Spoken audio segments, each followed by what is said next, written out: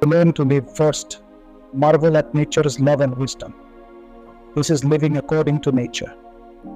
Involving all your senses, try to marvel at nature. The wisdom and love of nature that we see are not even a zillionth of its actual intelligence.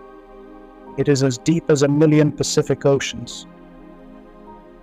What we are aware of is only the tip of the iceberg, a zillionth part. We can spend a few lifetimes marveling at nature's unfathomable wisdom and love.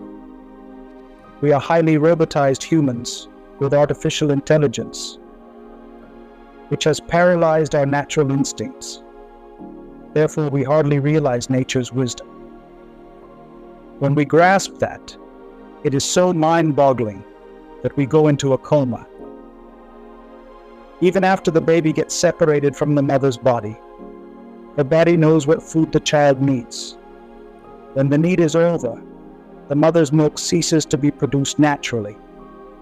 This is the intelligence of the body. This is always greater than the intelligence of the head.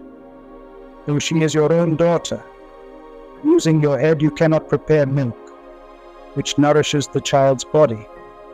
The mother's body knows. Then who is more intelligent, the body or the mind?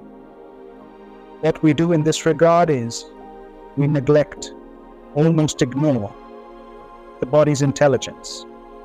Most of us do this. We should listen to the whispers of the head and of the body.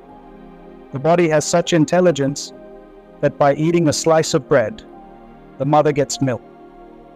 No Nobel Prize-winning scientist can do this. It is such a marvel of the body. The cow eats grass and produces milk.